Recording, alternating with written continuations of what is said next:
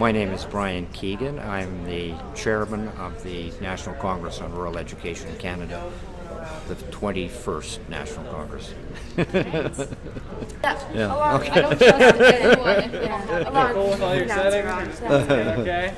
So what has been the favorite part of the event so Take a far? picture. Halfway down. Oh, I think there's You know? lots of favorites. I think that the opening was very good. I think that Carl Subban was a popular choice as far as his presentation was concerned. I certainly enjoyed Alec Kouros, who was the keynote presenter this morning, and had some real current information on social media and how it affects the classrooms that I think the delegates really enjoyed. And I mean, let's face it, the breakout sessions and the variety that our delegates have a chance to go to make the choices really hard for choices as far as picking the ones that there's always the 2 or 3 that you wish you could attend all, but of course that isn't possible with 60 of them, and that's always a favorite too. I don't have a chance to get into each and every one, obviously, but I do have a chance to sit in on some, and they've been very strong. Lots of very positive comments from delegates on those sessions. So what breakout sessions have you attended so far? Mainly the keynote sessions. As I said, it's really hard for me with the responsibilities of the Congress, to attend a lot of the breakout sessions. So it's more of a little pop in and listen for a while and then go to the next one. So, but from all appearances, I listen to what the delegates are saying, and they really are enjoying the breakout sessions. I also have enjoyed the e-journalism too, your presentations. That would be definitely a highlight. Well, thank you. So can you tell me a bit about the planning and all the work that the committee puts in to making this whole event? Because it's really amazing. Oh, yes, it has a lot of different facets to it. It's because we have so many breakout sessions and several keynote speakers. Basically, as soon as this Congress is over, the planning committee starts planning for 2017, and we have a couple of meetings that get involved with the planning of it, and we choose our speakers, and then they have to be contacted and secured, and a lot of information has to go all across Canada, because this is a national conference, and we bring delegates from the Maritimes, from the West Coast, from the territories, and Central Canada. So it takes a lot of work in marketing it, as well as planning the details of the conference. So is there any challenges that you've had to overcome while planning the event?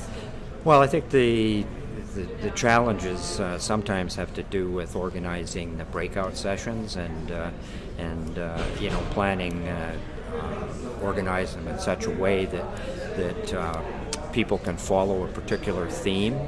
If they're interested in technology, then we always make sure that each of the breakout clusters have some technology in it, and so they aren't all in one. So you have to make choices against that particular theme, and that's always a challenge, to identify what sessions should go within a cluster. That's going to organize it so that people have the best chance of getting what they want.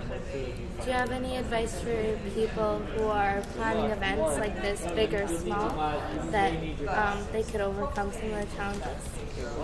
Yeah, I think a lot of it has to do with making sure that you start early, making sure that you have a group of people to work with that are also committed to putting on that event, whether it's a congress or a convention, and that you make sure that you aren't the only person involved, that you have delegated to others, that they take on responsibility, and all those things make a lot of sense in organizing. As I said, this is about a 10-month cycle to do this conference, And over the years, it's come out really good. Have I got everything? That was good. Those are good questions. They got me talking about my favorite topic. So you said it's a 10-month cycle. So there's 2 months of the year where you guys aren't. Yeah, planning well, this. like in March, April, May, they likely won't be married very much. Well, there's always cleanup, like there's a lot of the financing to do, the invoicing and that kind of thing, and getting thank yous out to people that helped us out. And then in June, typically the cycle will start again, where the committee will come together and we'll get ideas and, well, how we had a theme, Imagine the Possibilities. That that comes from that first planning meeting, and that takes a while to shape that the way you want it. So we get the theme, and then the signage that we use, like the colors and all of that, and then along with that we do the speakers. Like, okay, who's going to draw? Who are people interested in? We go for a lot of motivational because I think it helps the energy of the conference. People feel good. And so you want speakers that are, keynotes have to be engaging and exciting and have a good message. And we've been pretty good at that. The odd time we've had some great ones. We've had last year we had Joe Clark, who's the Prime Minister of Canada. Last year, you may have heard of Craig Kielburger. He was here 3 years ago. Was our opening keynote. Football player Michael Pinball Clemens. We've had Sacha Trudeau. We did have Justin Trudeau, but he started this was about 5 or 6 years ago, and he started in politics and backed out. And we had to get an alternate. Now with Silke Lawman, she's an Olympic rower out of BC. We've had really, really good people that way. Yeah. And sorry. And at the start, I forgot to ask for you, just so that we have it on camera, just to say like your name and what your role is. Oh, okay. You want me to go? Yeah. Okay. That's perfect. All right. Okay. Good. Thank you so much. Thanks. Are you having fun? Yes. Yeah. It's really great to be a part of this. Oh, good. So much. Good. Thank you. Thank you. Have a good rest of your day. Okay. Bye-bye.